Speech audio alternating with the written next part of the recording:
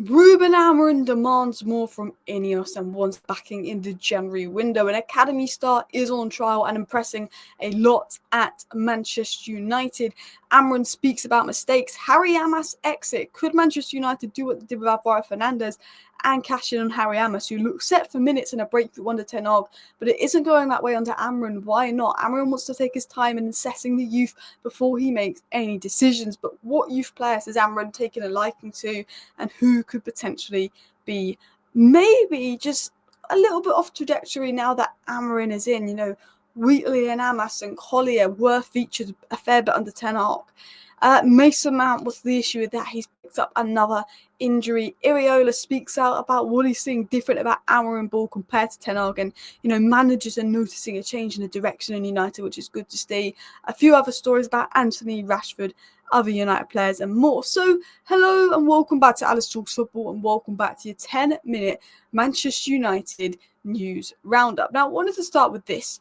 Ruben Amorim's Manchester United have limited their opponents to less than 1 XG in 6 of his 8 matches so far this season. Because we've been conceding a fair few goals under Ruben Amorim.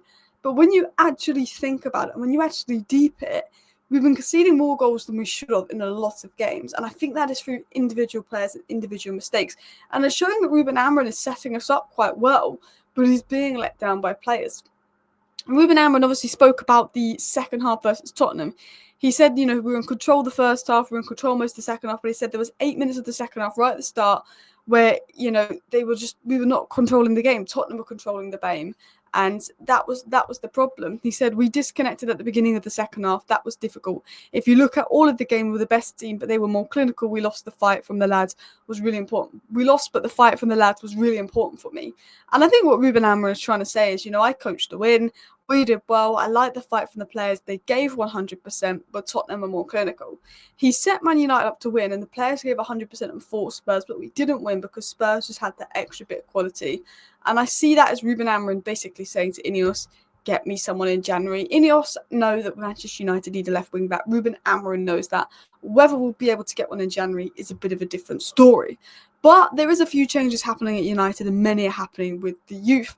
It was said, Charlotte FC winger Nimfasha Berchimas, sorry if I've said that wrong, is currently on trial with Manchester United's academy. He's been training with the under-18s and under-21s and will play behind closed door friendly tomorrow. We then get an update in today saying that he's currently on trial and impressed in an under-18s friendly against Burnley, scoring the goal, and those that watched said that he was very, very good.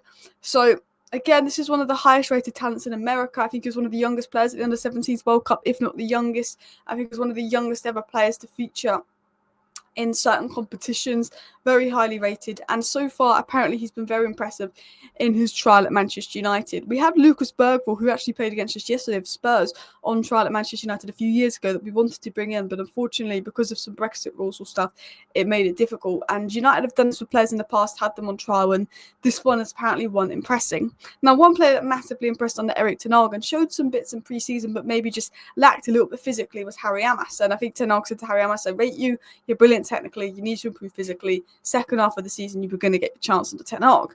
It was said that United plan to send Harry Amass out on loan, preferably in January, if an opportunity occurs. The player wants first team minutes and wants to prove what he's all about. Amorim is currently processing the youth, hence why limited players have been involved. I think the reason why we've not seen much of the youth is because Amorim's taken his time to obviously assess it. He's gone to under-21's game, as in the other day. There's a couple of players that apparently have stood out to him. Obviously, the players that played really well when he watched the game last weekend. He's looking at players like Obi Martin, and he's looking at players like Godwill Kokonki just because of physical flooring. And I think Ruben Amorim probably would like Harry Amass in terms of what he brings going forward in his crossing. But I think what Ruben Amorim wants from the United squad is physicality. There's already a lack of physicality with Martin, so I think he's a bit nervy to put Amass on that side.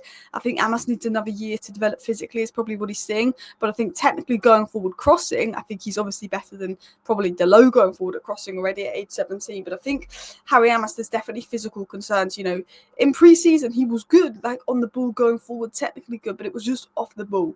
There was limitations there, and I think because Amorim's style of play is so demanding off the ball, the players that he's taken a big liking to are Godwell Kokonki and Obi Martin, that are like 6'4", 6'5".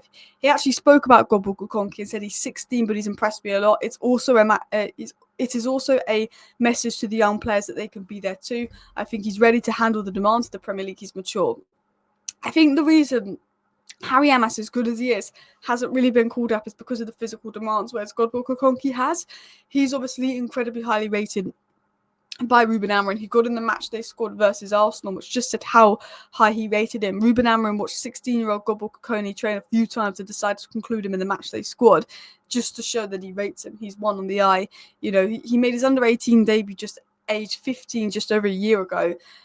And in the space of 12 months has received a match day call-up. And he's still so young and there's still so long to go that I don't think we'll see him feature for Manchester United this season. But I think he's there on the eye of Ruben Amorim, who did involve a few young players in his time at Sporting. It's something he likes to do.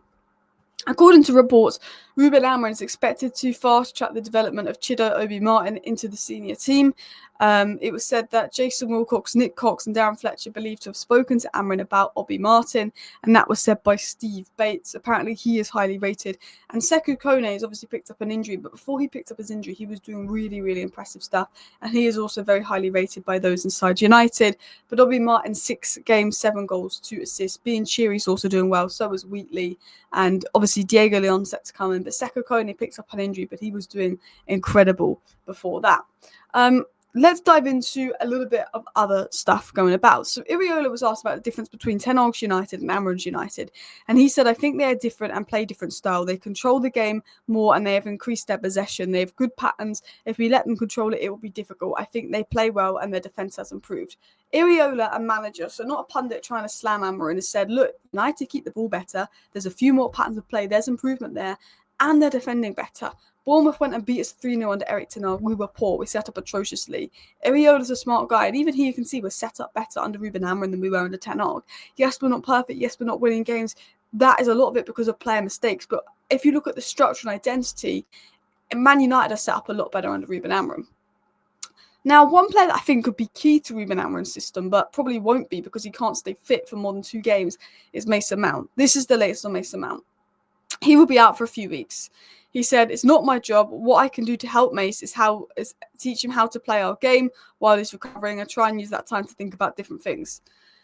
That's what he said on Mason Mount. There's nothing he can do. He keeps getting injured. It's a bit like Reece James. Wherever they caught at Chelsea, maybe they were overplayed to begin with. They just keep getting injured.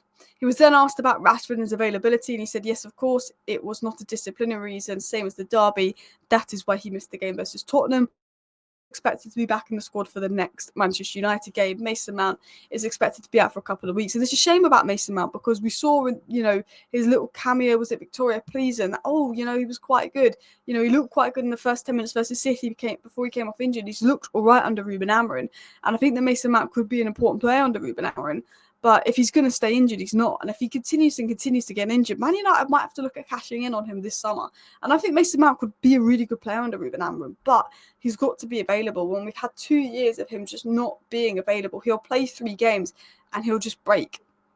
Amorim also spoke about Anthony. They had 2 quite good cameos off the bench, but there was a significant difference between him and Ahmad yesterday. And I think with Anthony, I'd rather see him. I don't want to see him in the front 3, but I don't mind seeing him at wing back. I think he's better suited to wing back because he doesn't have that quality in the final third.